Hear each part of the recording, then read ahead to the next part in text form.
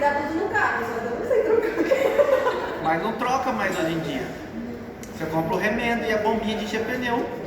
Aí você acha o prego, tira lá, enche, eu nem troco mais. Facinho assim.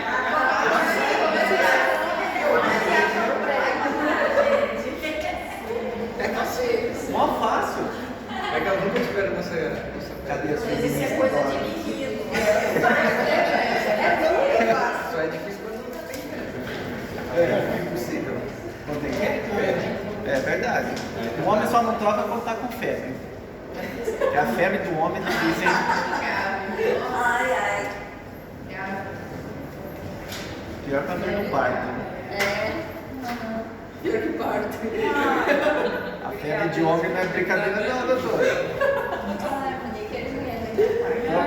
O próprio nome já diz, febre de homem. Uma vez em casa, todo mundo pegou dele, né? É só homem que tem. É só pra homem, se for pra mulher não é morrer. Com certeza. Todo mundo pegou dele, né? Eu, minha irmã, minha mãe. Mas depois, tipo, mesmo com força fazer as coisas assim, não queria. Por último, pegou um pouco meu pai. Foi o mais de leve, mas foi o que. É que dele foi de uma Nossa, bem tá de muito homem. bom. Tem a dengue do homem, né? Se diz, não falou aí. Según esta clasificación que vimos, 1A, B y también 2, 3 y 4, se van a estar clasificando de esta manera para estar según sus características y sus funciones. Por ejemplo, tenemos las mielínicas, que van a estar pasando más rápido, digamos así. Las mielínicas van a ser hasta el 3, el 1A, 1B, 2 y 3. Ya el último, el 4, va a ser el de tipo amielínica, ¿verdad? Tenemos también lo que sería el diámetro. Tenemos el diámetro 0,5 hasta 2, va a ser de tipo amielínica. Y después las mielínicas van a ser a partir de 1 hasta 20, porque se acuerden, cuanto mayor es esa fibra nerviosa, más rápido va a estar pasando los potenciales, la información. La velocidad de conducción, tenemos a partir de 0,5 hasta 120, siendo el 120 el más rápido, el más grande, el más rápido. Después tenemos la clasificación general de tipo A1, y que o sea, va a ser el alfa, que va a ser el 1A y el 1B. Tenemos el grupo B y también tenemos lo que sería la parte del gamma y delta, que sería la clasificación según cada uno de sus tipos de fibras. La clasificación de los nervios sensitivos. Tenemos uno que va a ser 1A, 1B. Tenemos después lo que es el 2, 3 y el 4. Como podemos ver, el 1, 2 queda un poquito más en el medio y el 1B un poquito más hacia la parte, digamos así, hacia la parte derecha. ¿Por qué pasa esto? Porque se acuerdan que este de acá es un poquito más largo que el 1B. El 1B era de 16 y el 1A era de 17. Después tenemos las funciones de cada una de esas fibras. El 1A, el 1B, vamos a estar encontrando en el uso muscular y también en la parte del tendón muscular del aparato del órgano espinoso de Golgi. Vemos que después tenemos el 2 va a estar realizando la función en el uso muscular de las terminaciones de ramillete y también veremos que a partir de ese 1, a partir de la parte del 1 hasta la parte del 3, tenemos receptores del pelo, vibraciones a través del corpúsculo de Pacini, también para estar sintiendo los estímulos y contactos con gran capacidad de discriminación. ¿Qué sería ese tacto con gran capacidad de discriminación? Para saber, por ejemplo, si yo paso este objeto, yo siento que él no es punzocortante, porque tiene una punta roma, no duele, no es punzante. agarro este lápiz, este va a doler más y hasta puede estar entrando en la parte interna. Entonces, yo sé diferenciar, sin odiar, yo sé diferenciar cada una de ellas a través de ese tanto de capacidad discriminatoria. Discriminatoria sirve para saber la especificación de cada objeto, digamos así. Al igual, cuando nosotros escuchamos dos ruidos distintos, un funk y una conga paraguaya, a ver si tem la percepción discriminatoria de la parte auditiva. A gente sabe que está escutando um funk e do outro lado também está tocando um vizinho paraguaio, está tocando uma polca paraguaya. Então, porque nosotros tenemos lo que sería esa parte auditiva que tiene la función discriminativa, de que, tipo, que va a saber diferenciar entre dos tipos de sonido. En el caso ahí sería dos tipos de música, ¿verdad? Se eu chamar de trato fino, tá errado? ¿Oye? Se eu chamar ele de tacto fino, tá errado também? Sí, se llama también de tacto fino. Y después tenemos lo que sería la función del TDI4 de presión profunda y del tacto. Presión profunda va a ser cuando hay una fuerza mayor sobre lo que sería la superficie donde yo voy a estar estimulando. Tenemos también para el dolor y el escozor, que va a ser la fibra del tipo 3. Vemos que las fibras amielínicas del tipo 4 van a tener la función de tacto más profundo, grueso y presión, cuando el tacto va a estar ejerciendo una mayor presión, digamos así. Porque es diferente, cuando yo hago esto sería prácticamente, no duele, no presiona, pero si yo hago esto, ya es una presión, ya va a ser prácticamente el tacto grosero, digamos así, el grueso. Y el 4 también sirve para estar identificando cócegas, cosquillas, por eso es que a algunas personas vos no lo puedes tocar en ciertas zonas porque ya se quedan riéndose y no consiguen parar. Entonces, porque voy a estar excitando lo que sería sus fibras de tipo 4, que son amielínicas. O sea, también sirven para pasar lo que serían los estímulos dolorosos, de tipo fijo, y también los que serían de continuo. Cuando hablamos de dolor tipo fijo, van a ser esos dolores que a veces el paciente te viene y te dice, me duele acá, justo acá, bien acá, no en otro lugar, acá.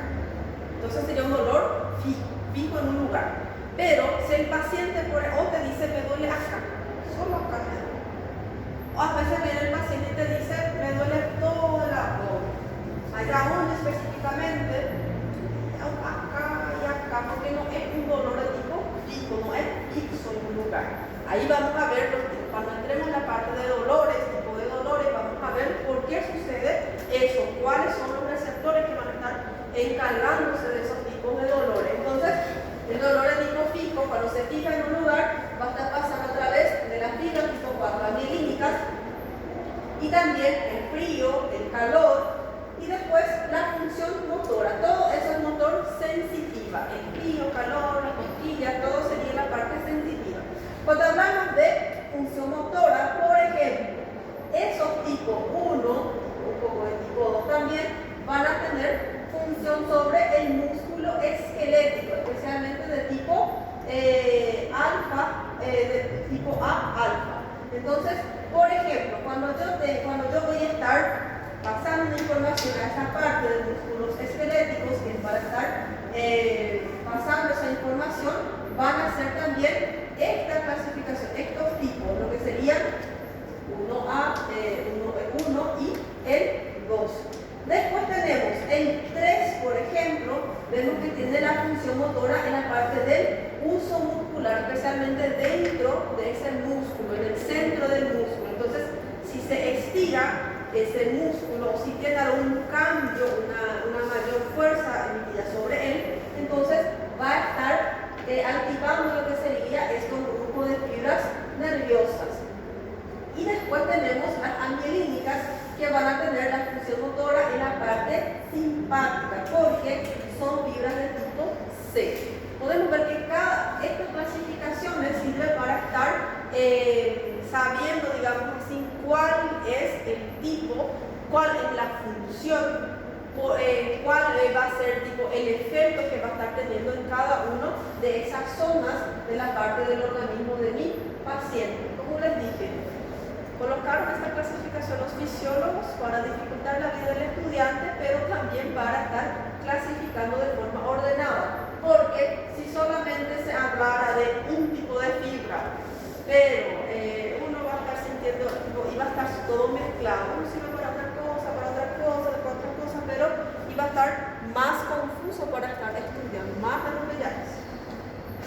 Y después tenemos la transmisión de señales de diferentes intensidades a través de los fascículos nerviosos.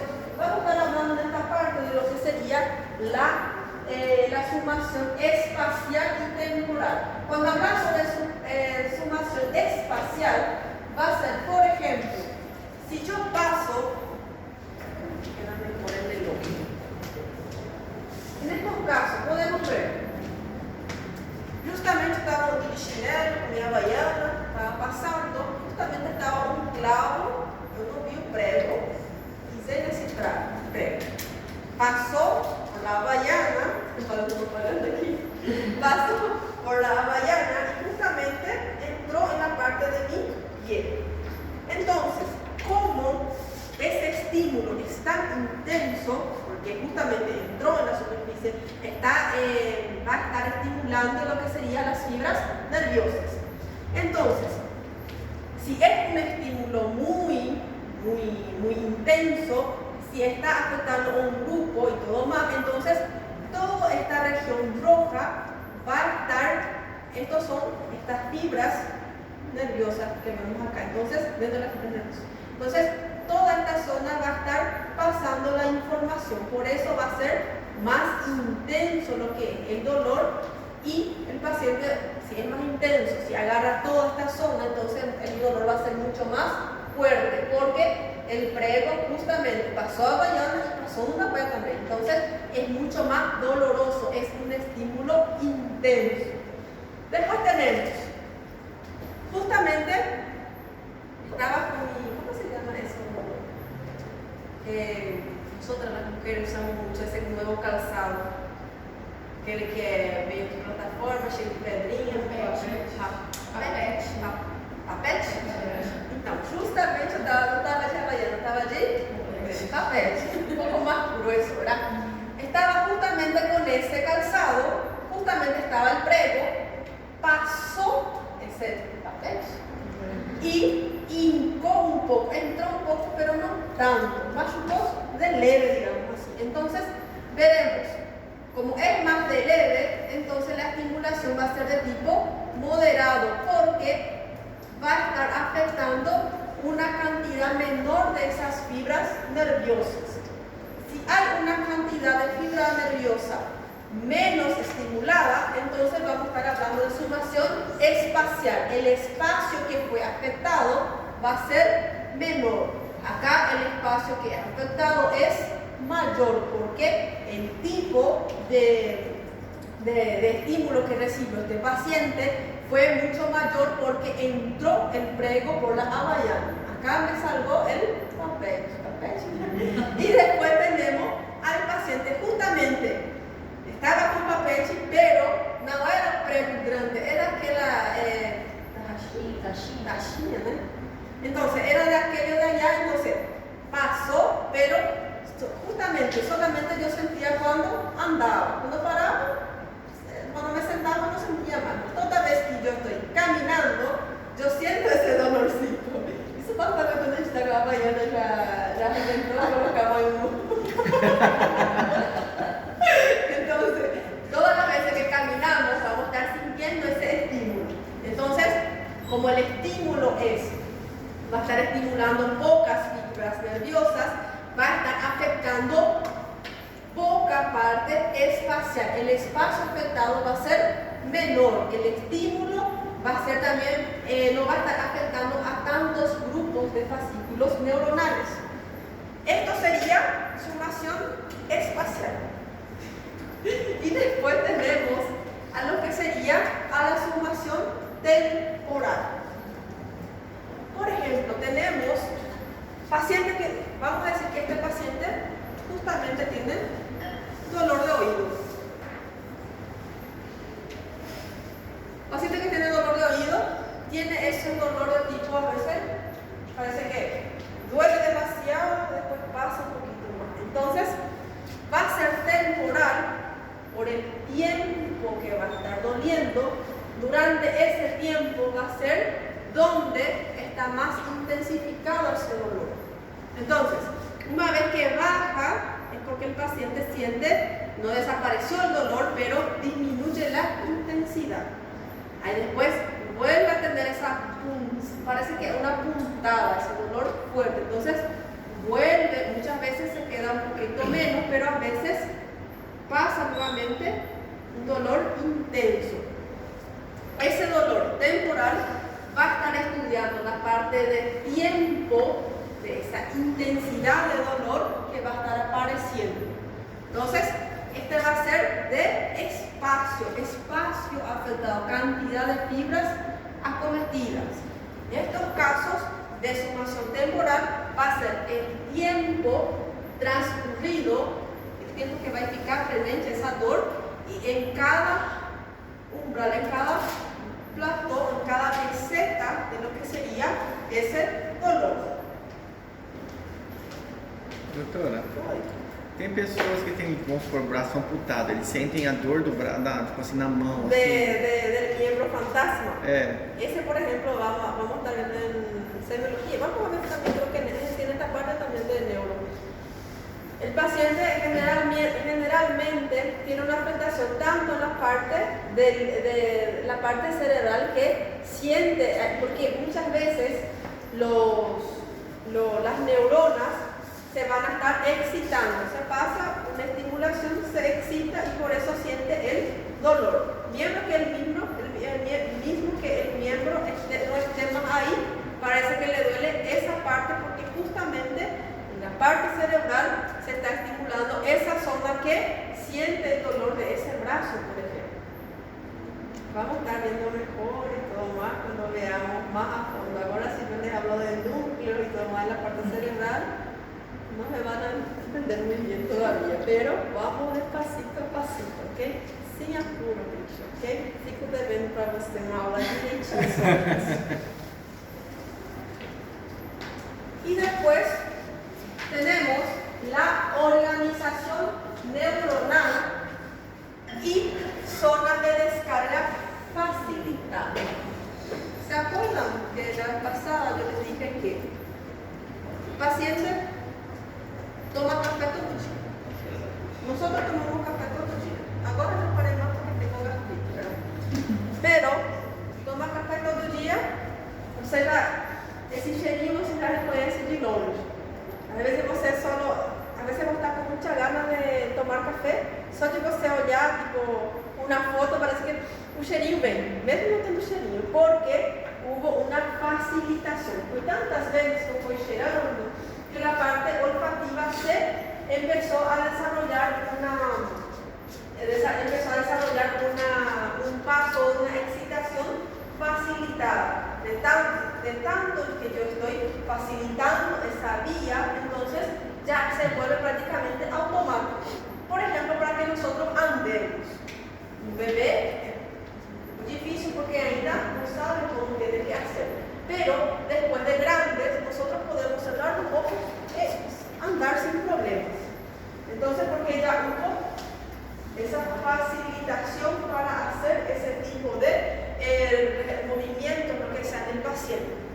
Cuando hablamos de esa organización, podemos ver que la organización neuronal y la zona de descarga facilitada van a ser en esas zonas laterales, digamos así, o más periféricas de lo que sería la parte central. Acá yo tengo una fibra nerviosa entrante y veremos que esta van a ser la parte de la zona facilitada que va a estar ayudando a que pase también información en esa zona y va a estar, de tanto que pasa y pasa, se vuelve una zona facilitada porque va a estar repitiendo y repitiendo esa función hasta que el organismo se adapte a eso, digamos así. Y en esta parte más central podemos ver que voy a estar teniendo la zona de descarga. Por ejemplo, sucedió una descarga eléctrica, sucedió una descarga sináptica en esta zona, entonces la zona de mayor concentración va a ser en la zona media. Y en estas ramas laterales van a ser prácticamente las que ayudan a que pasen esa información. No va a ser allí de mayor acumulación o de mayor depósito, pero van a ser conocidas como zonas facilitadas porque ayudan a pasar y pasar la información hasta que se vuelven más, trabajan más todavía, digamos así. Entonces por eso se conocen como zonas facilitadoras o facilitantes. En estos casos podemos ver que en esta zona central va a ser, digamos así, lo que sería la zona facilitadora. Acá, como es más lateral, como es más periférica, van a ser conocidas como zonas facilitadoras. Ayuda a pasar información, ayuda a facilitar para que pase esa información y para que el organismo se vuelva, para que se acostumbre a ese ritmo o a cualquier tipo de ese estímulo. Después tenemos, así como tenemos excitación de grupos neuronales,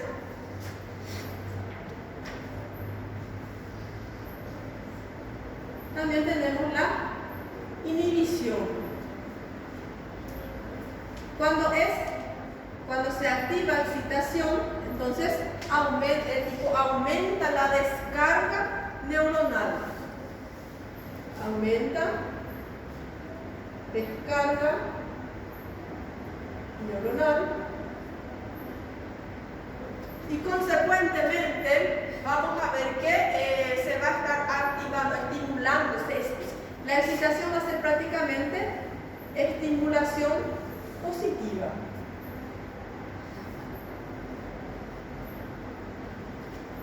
Y cuando hablamos de inhibición, va a ser lo contrario o va a ser lo análogo a la excitación. La excitación, descarga neuronal aumentada. En estos casos, la inhibición va a estar bloqueando lo que sería esa descarga. ¿Por qué yo tengo que tener el sistema inhibidor y excitador? Excitador es para realizar lo que estar excitando, estar estimulando para que yo pueda realizar alguna función. Pero la inhibición va a estar sirviendo para estar equilibrando, para que no haya una excitación excesiva.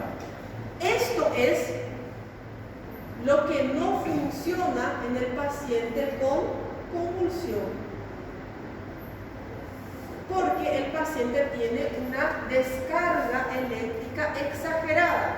Por eso es que el paciente empieza a presentar esos movimientos fuertes y repetidos, porque tiene una estimulación, una excitación exagerada o una descarga exagerada de la electricidad o una descarga exagerada en la parte neuronal. Entonces, yo tengo ese sistema de inhibición para evitar que yo empiece a convulsionar. Este sería un buen ejemplo. Yo tengo el sistema de inhibición ¿para qué? Para que no suceda una convulsión. Porque si yo no tengo inhibición, yo voy a estar excitando además y por eso voy a estar desarrollando una convulsión.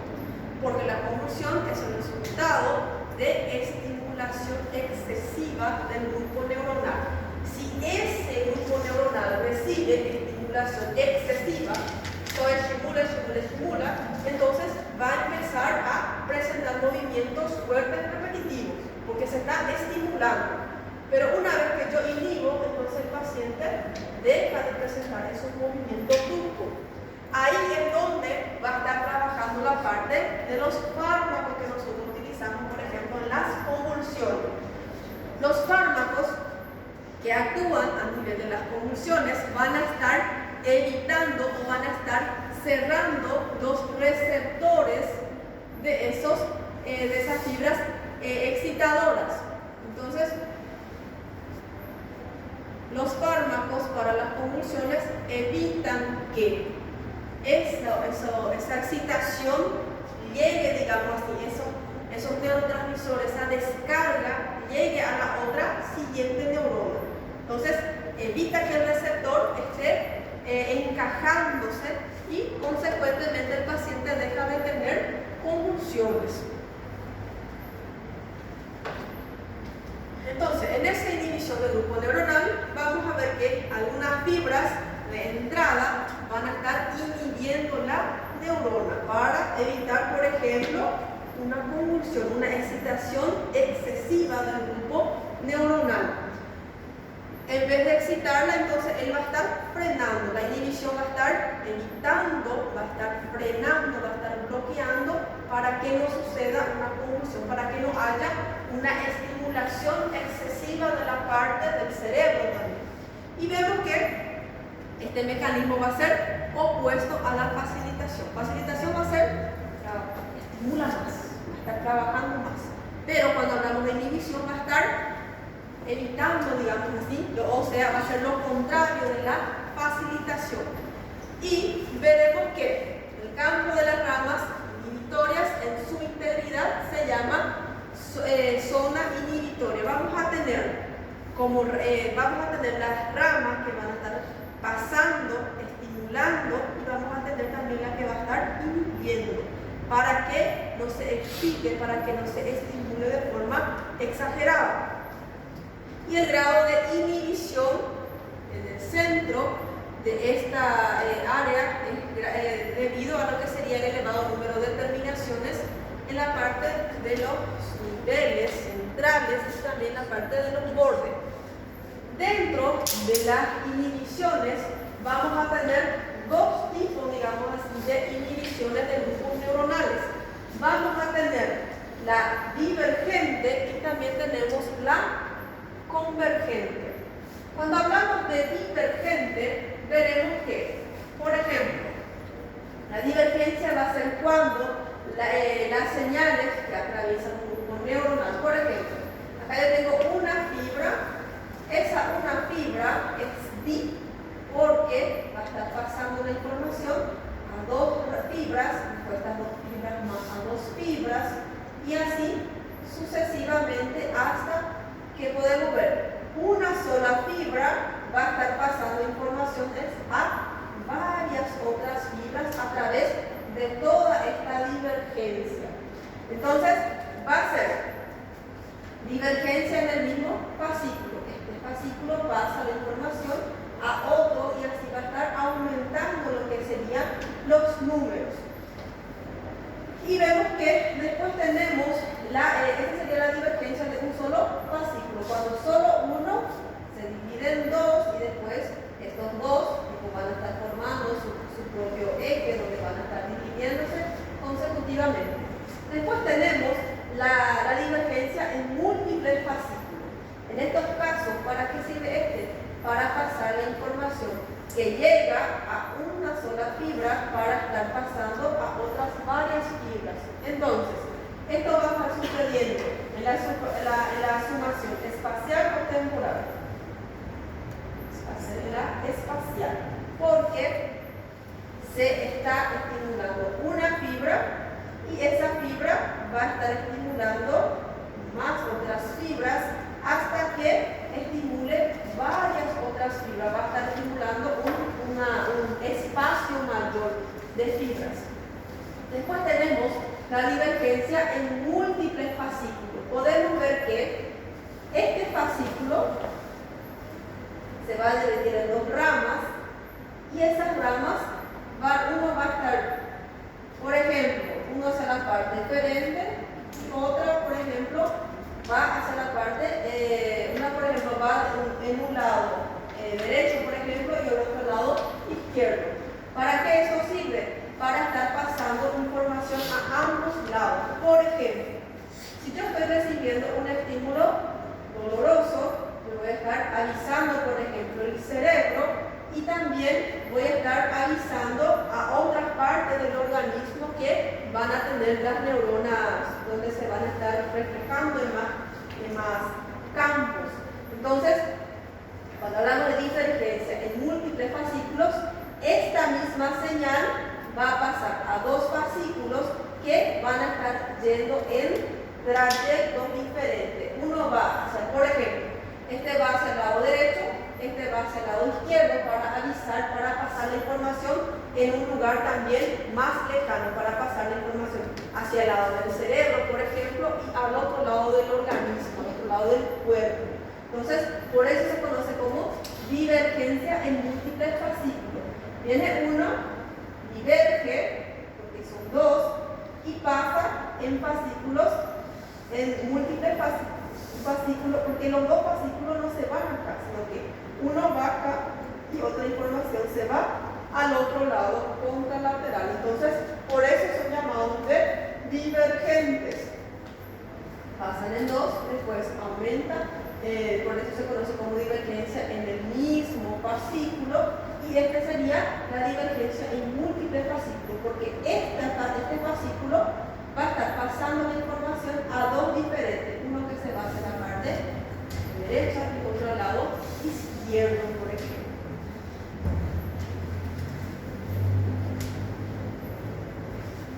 Después tenemos lo que sería la convergencia de señales.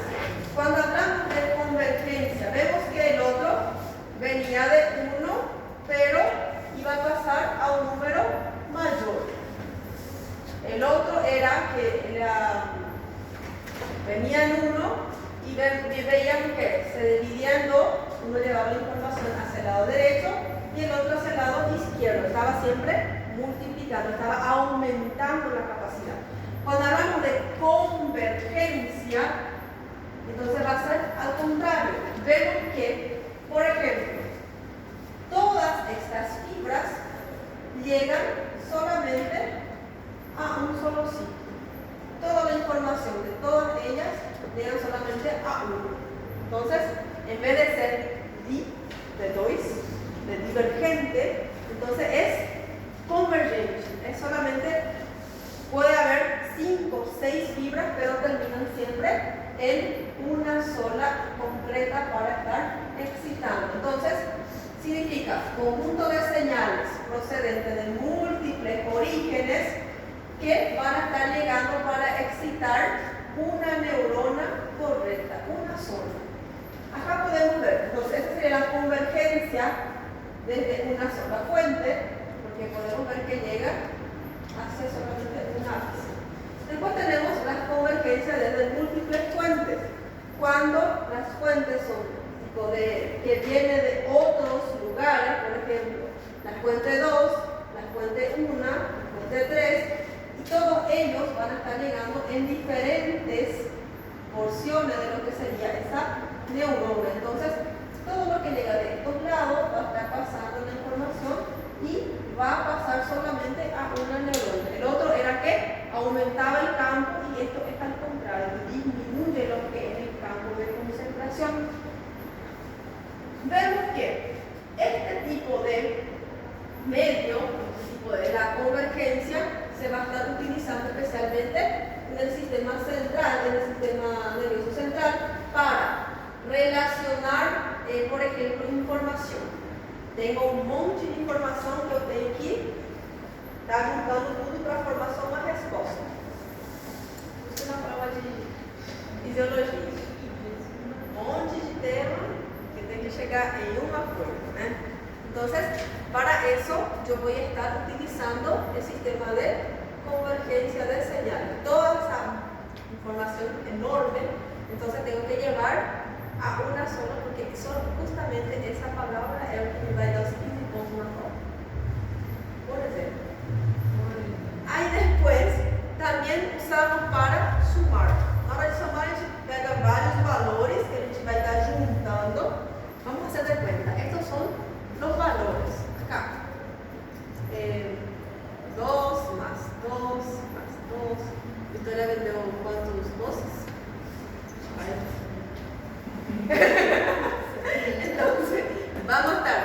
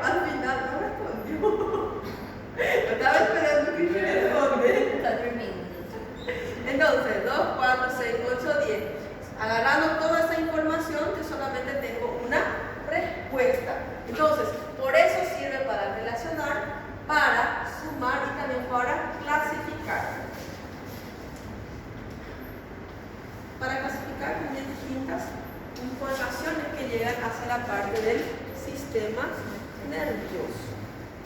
¿Qué les parece si continuamos la frase que viene? Maravilha. ¿Es esto? Não, agora você responde. Agora eu estou rápido.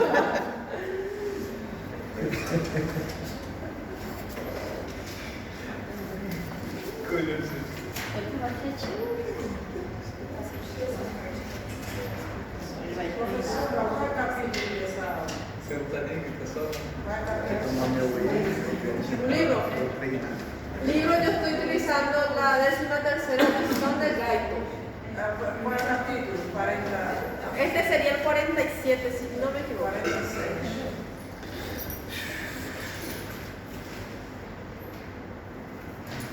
Siempre lean la parte del nombre de la parte del capítulo. Este sería 46. la 13ª edición. Porque en la 12ª, en las otras ediciones, tem también ese capítulo, só que en otros capítulos, en número diferente. Entonces siempre es bueno leer ese nombre que ven ahí, receptores sensitivos, circuitos neuronales